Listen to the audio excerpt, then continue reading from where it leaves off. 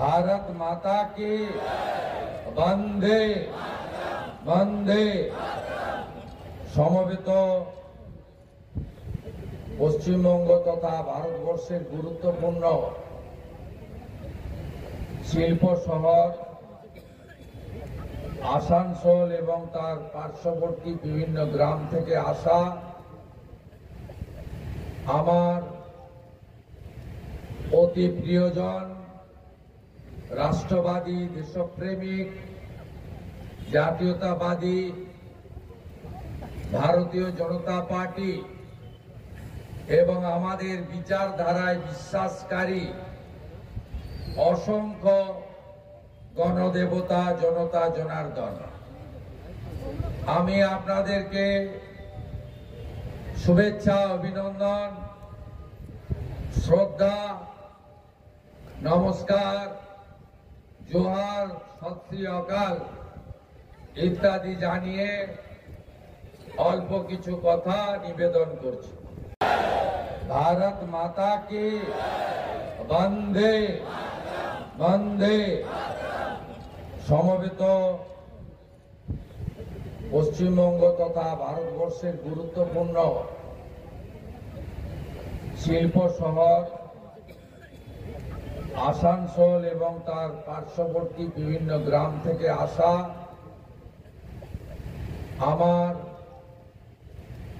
অতি প্রিয়জন রাষ্ট্রবাদী দেশপ্রেমিক জাতীয়তাবাদী ভারতীয় জনতা পার্টি এবং আমাদের বিচারধারায় বিশ্বাসকারী অসংখ্য গণদেবতা জনতা জনার্দন, আমি আপনাদেরকে শুভেচ্ছা, অভিনন্দন, শ্রদ্ধা, নমস্কার, জোহার, সত শ্রী অকাল ইত্যাদি জানিয়ে অল্প কিছু কথা নিবেদন করছি।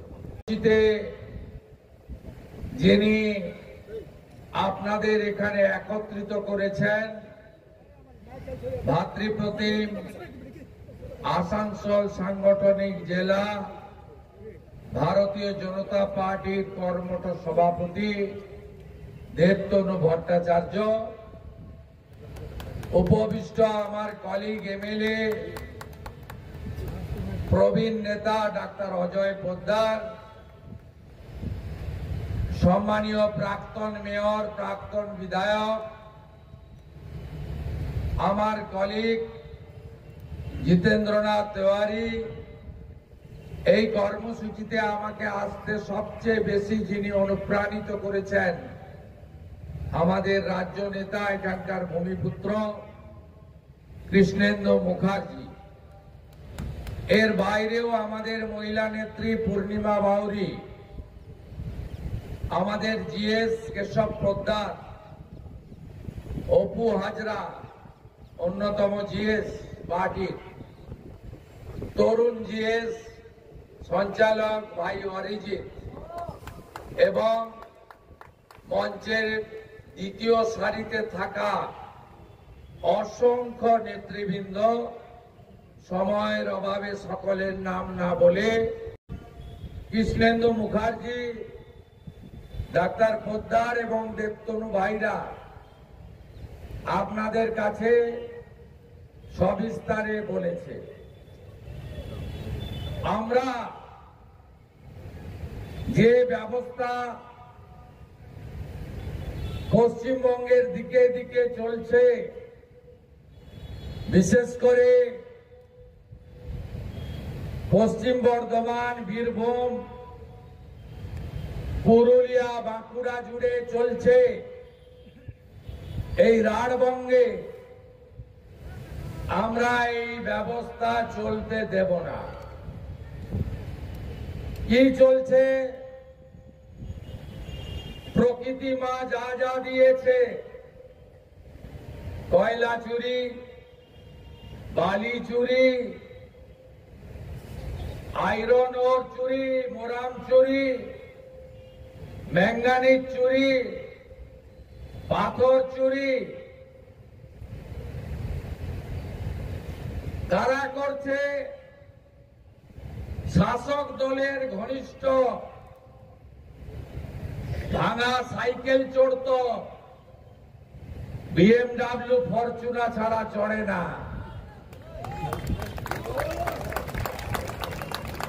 বাড়ির টিন দিয়ে টালি থেকে জল পড়ত,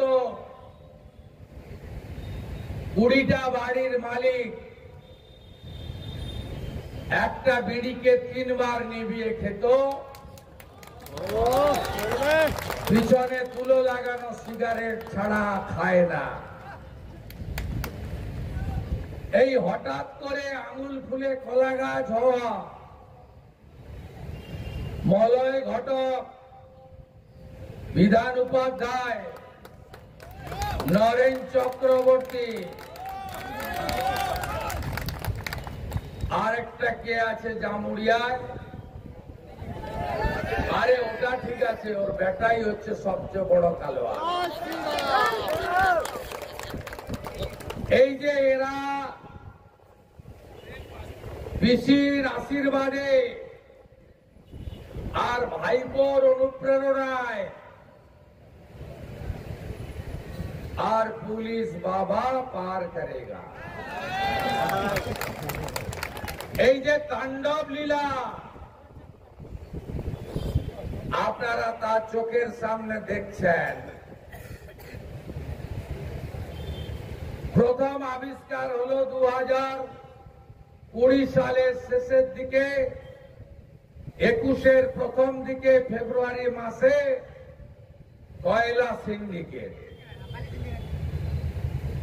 কয়লা সিন্ডিকেট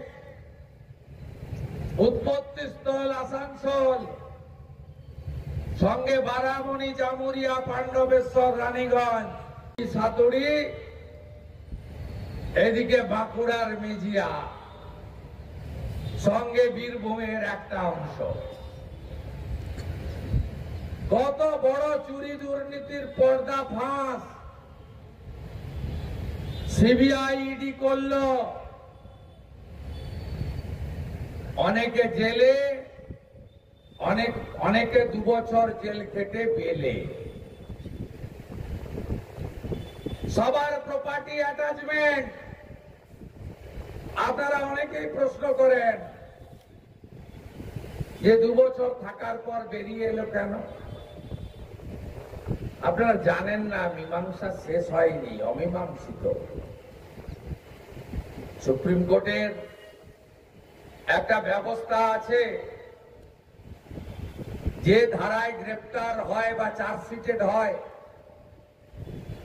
তার যদি 1/3 জেলে খাটে আর যদি বিচার সম্পূর্ণ না হয় তাহলে তিনি বেল পাওয়ার অধিকারী। এরা 2 বছর যারা খেটেছে, এদের আরো বাকি আছে 4 বছর। 1.5 বছরে যে বেরিয়েছে তার বাকি আছে 4.5 বছর। যেমন অনুব্রত মণ্ডল, যারা এখনো যায়নি তাদের যেতে হবে 6 বছর। সব প্রপার্টি অ্যাটাচমেন্ট হয়ে আছে, সব অ্যাকাউন্ট ফ্রিজ হয়ে আছে। চিন্তা করবেন না, তার নাম নরেন্দ্র দামোদর দাস মোদী। না খাউঙ্গা না খানে दूंगा।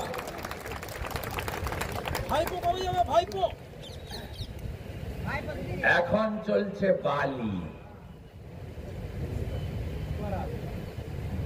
বালিতে দেখবেন এই পশ্চিম বর্ধমানে এই আইএসএল সেলের পাশে বার্নপুরে দামোদরের অস্তিত্ব আছে। সারা রাত্রি ধরে ধড়াং ধড়াং ধড়াং, গ্রামগুলোতে কেউ ঘুমাতে পারে না, রাস্তাগুলো নেই। বর্ষায় জল ছিল, পাড়গুলো কেটে নিয়ে চলে গেল। যুধিষ্ঠির ঘোষ, গৌতম দেবনাথ, সাইফুল আলী,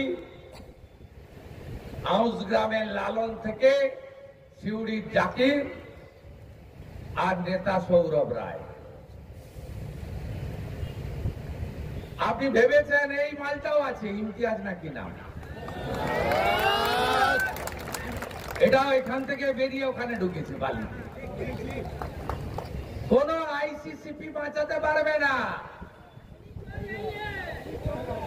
ডুপ্লিকেট চালান পুড়াচ্ছেন, ওড়ানোর আগে কয়েক বস্তা আমাদের কাছে এসে গেছে। ভেবেছেন কি সবাই কি মেরুদণ্ড বিক্রি করে দিয়েছে নাকি?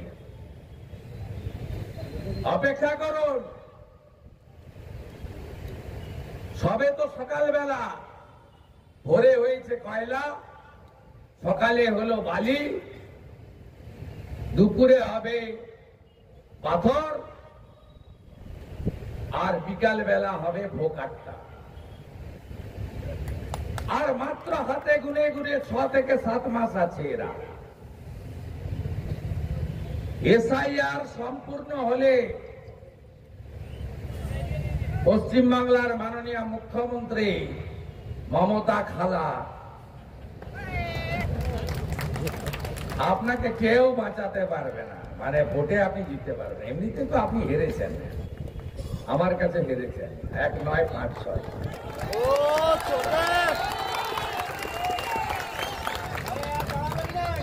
একদম ভেঙে গুড়িয়ে দিতে হবে সিন্ডিকেট। চোরেদের উপড়াতে হবে গায়ের কথায়, একদম শিকড় সহ, মানে গেঁড়ু সহ, যাতে একটুও না থাকে, পরে ছিন্নমূল না জন্মায়। সাফ করতে হবে। আমরা কেন এসেছি? কেন্দ্রীয় সংস্থার সংগঠন, এখানে আধুনিকীকরণের অনুমোদন দিয়েছে মোদিজির মন্ত্রিসভা। আধুনিকীকরণ হবে। আমরা ফেভার চাইতে আসেনি, আমাদের নেতা নরেন্দ্র মোদী ওটা শেখায়নি। মোদিজির 11 বছরে কেন্দ্রীয় সরকারের কোন রিক্রুটমেন্টের এগেনস্টে হাইকোর্ট সুপ্রিম কোর্ট কোন হস্তক্ষেপ করেছে? অর্ডার হয়েছে? কেন্দ্রে চাকরি হয় কি করে জানেন? রেলে, অন্য সংস্থায় ওএমআর সিট, কম্পিউটার খাতা দেখে। ওএমআর জানেন? কার্বন কপিতে পরীক্ষা হয়।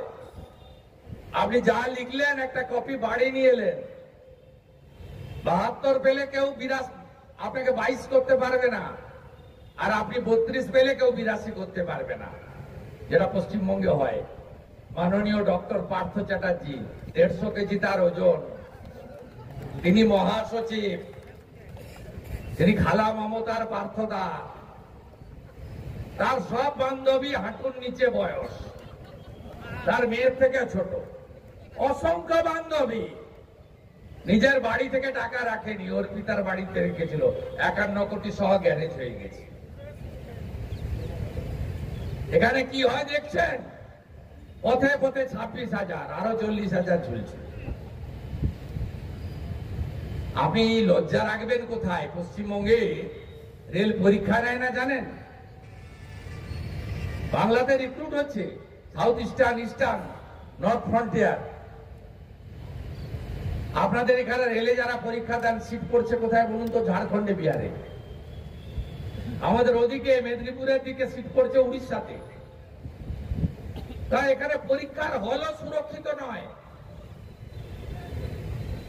দেখলেন না বাউন্সার গার্ড দিচ্ছে। 9 বছর পরে এসএসসি হলো, সুপ্রিম কোর্টের গুতায়, মমতা ব্যানার্জি করেনি। বাউন্সার গেটে গার্ড দিচ্ছে। কেশপুরে তো তৃণমূলের লালচুল কানে দুল, তথাকথিত লুটেরা, যুবা তৃণমূল, তারা চেকিং এর দায়িত্বে। মূর্খরা সই করতে পারবে না, 4 পাসও করেনি। এইরকম হয়, অন্য রাজ্যে হয় না। আমরা এখানে এসেছি আজকে দুটো জিনিস করার জন্য। এখানে আধুনিকীকরণে প্রচুর লোকজনের কাজ দিতে হবে, কাজ পাবে, কাজ দিতে হবে বলবো না। আমরা সবসময় এই নবরত্ন সংস্থার শ্রীবৃদ্ধি চাই। কোন ধ্বংসাত্মক আন্দোলন, নেগেটিভ আন্দোলন আমাদের নীতিতে পড়ে না। কাজ কিভাবে হয়? সব থ্রু কন্ট্রাক্টর হয়। হ্যাঁ, গেট পাস হয়, ইএসআই থাকে, ইপিএফ এর টাকা জমা হয়, সমস্ত ভারত সরকারের যে রুলস আছে, লেবার অ্যাক্ট, মিনিমাম ওয়েজেস দিতে হয়, বোনাস দিতে হয়, ইপিএফ কাটানো হয়, তার রসিদ দিতে হয়, মেডিকেল পান, যাদের আপ টু 20,000 টাকা পর্যন্ত ইএসআই পান, তারপরে যারা আছেন তারা হেলথ স্কিমে পান। এখানে তো আয়ুষ্মান ভারত নেই, মেডিকেল স্কিমে পান। কিন্তু এখানে এইচআর যারা আছেন তারা থ্রু কন্ট্রাক্টর তালিকা নেন, তারপরে গেট পাস ইস্যু হয়, সিকিউরিটিরা এন্ট্রি দেয়, আপনারা আপনাদের মতো কাজ করেন। আমাদের মূল জায়গাটা এখানে। আপনাদের বঞ্চিত হওয়ার পিছনে মূল যে কারণ, সেটা হলো এখানে ঠিকাদার সংস্থা, যা মলয় ঘটকের কথায় চলে। এখানে ঠিকাদার সংস্থাকে তৃণমূল তার শাখা সংগঠনে পরিণত করেছে। এখন তো আবার যার বাড়িতে ইনকাম ট্যাক্স রেট করেছিল, যিনি 5 মাস হাওয়া হয়ে গেছিলেন, ইমতাজ সাহেব, এই যে এখন ঠিকাদার সংগঠনের নতুন সভাপতি হয়েছেন।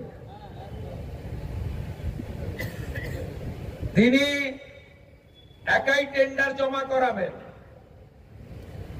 তার মনোনীত লোকরা টেন্ডার পাবে। বড় কাজ হলে সাব টেন্ডার তার লোকদেরই দেবেন। আর তালিকা নয় বড় ভাই মলয় ঘটক পাঠাবে, নয় ছোট ভাই অভিজিৎ ঘটক পাঠাবে। এই ব্যবস্থাটাকে আমরা বদলাবো। আমি 6:30টার সময় ডিআইসির সঙ্গে মিটিং করব। 10 জন লোকাল লিডার থাকবে আমার সাথে। সব অনলাইন করতে হবে, সব ট্রান্সপারেন্ট করতে হবে। কোন ইউনিয়ন গিরি চলবে না,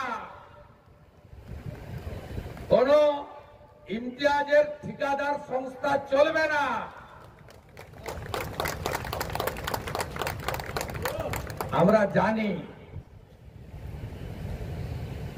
আমরা জানি জসমিন দেশে যদাচার কি করতে হয় জানি, আমরা সেটা করব। আজকে ধর্মডাক দিতে এসেছি। ভরসা আছে তো? এতদিন এত বড় জমায়েত করিনি আমরা। প্রতিষ্ঠান ভারতের, দেশের, রাজ্যেরই হোক আর কেন্দ্রেরই হোক, রাষ্ট্রবাদী পার্টি বিজেপি, প্রতিষ্ঠানের কোনো ক্ষতি আমরা করতে দেব না। কিন্তু তৃণমূলের সিন্ডিকেট রাজ, তোলাবাজি রাজ, করে খাওয়ার রাজ, মাল কামানোর রাজ, এ চলবে না। সব ট্রান্সপারেন্ট করে দিন, অনলাইন করে দিন। তাদেরকে রিক্রুট করবেন, পোর্টাল চালু করুন। আরএলসির কাছে পোর্টাল থাকবে। এটা তো ইএলসি বা এলসির কাজ নয়, মানে মলয় ঘটকের দপ্তর নয়। এটা ভারত সরকারের শ্রম দপ্তরের কাজ। পোর্টালে আবেদন করবে, সেখান থেকে সিলেকশন হবে, এইচআর কে কার্ড ইস্যু করতে হবে তাদেরকে। পরিষ্কার কথা, যত আবর্জনা এখানে জড়ো হয়েছে গেটে, এতদিন ধরে তৃণমূলের অত্যাচারে আমরা প্রচন্ড দামি ব্লিচিং ফিনাইল উত্তরপ্রদেশ থেকে নিয়ে এসেছি, যোগী আদিত্যনাথজির কাছ থেকে নিয়ে এসেছি, তার সরকারের কাছ থেকে। আমরা পরিষ্কার করতে জানি, আমরা টেস্টেড এবং ট্রাস্টেড। এখানে সেলের জমি, এখানে মৌলবাদী কাজকর্ম হচ্ছে, এখানে ম্যানেজমেন্টের কেউ কেউ এগুলোতে যুক্ত। দেখুন সংবাদপত্রগুলো কি লিখছে। আপনা শহর আসানসোল, কারখানার গেটে সিন্ডিকেট রাজ, প্রশাসন নিরুদ্ধার। দেখুন দেখুন ছবি দেখুন, আমার কথা নয়, এখানকার মিডিয়ার ছবি কথা। দেখুন আবার একটা বাংলা মিডিয়া, 35,000 কোটির বিনিয়োগ ইস্কোয়, বার্নপুর সংলগ্ন বেশিরভাগ জমি প্রভাবশালী বসের নিয়ন্ত্রণে। দেখুন এই জিনিস মেনে নেবেন আপনারা, মেনে নেবেন? ভয়, পুলিশের ভয়, কেস করবে আছে লিডার অফ অপোজিশন। টিকিটা ছুতে বলুন কি করতে হয় আমি জানি।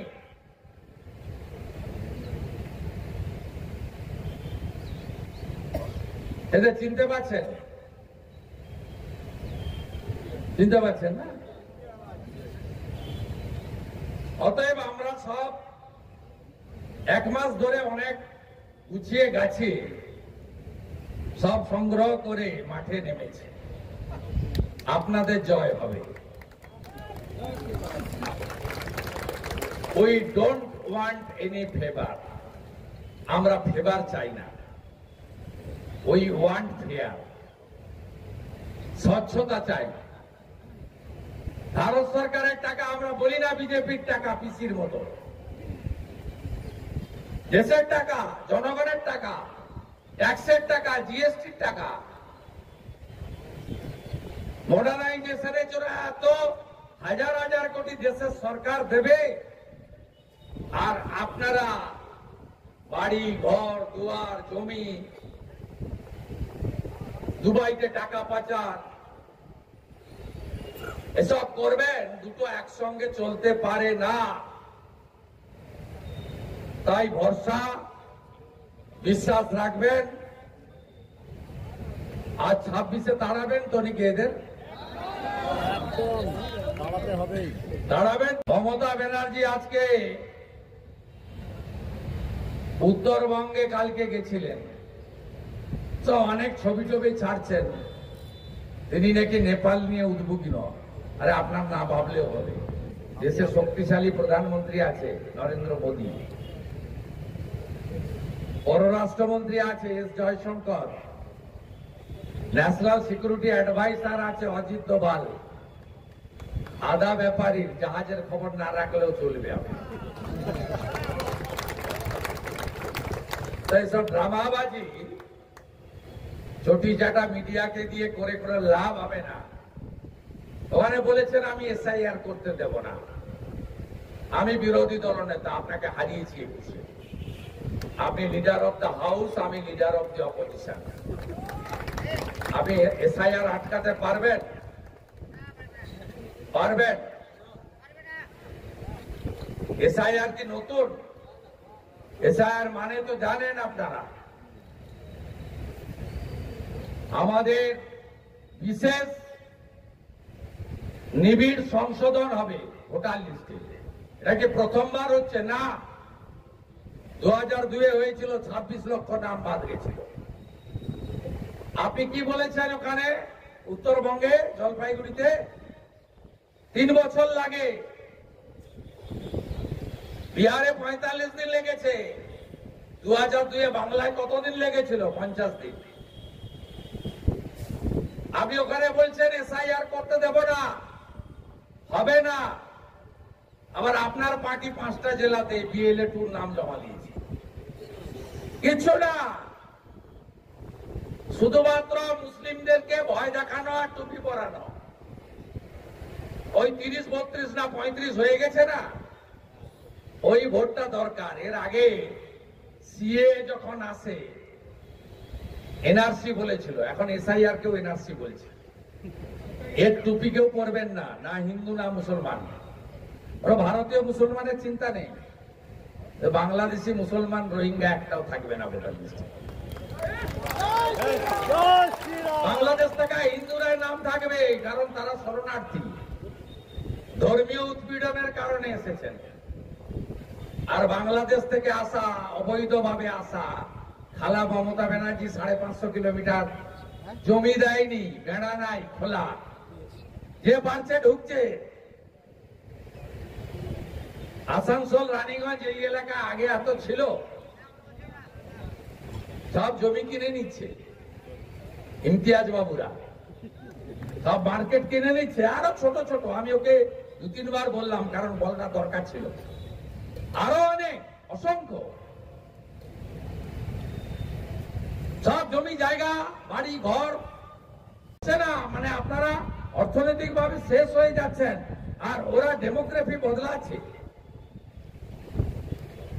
মমতা ব্যানার্জি বলে, যদি বলে এসআইআর করতে দেব না, আমি বিরোধী দলনেতাও বলছি, নো এসআইআর নো ইলেকশন।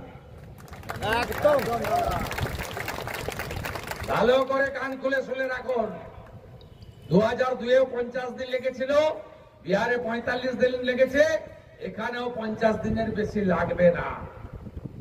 কাদের নাম থাকবে না? মৃত নাম থাকবে না, ফেক ভোটার থাকবে না, ডবল ট্রিপল এন্ট্রি থাকবে না।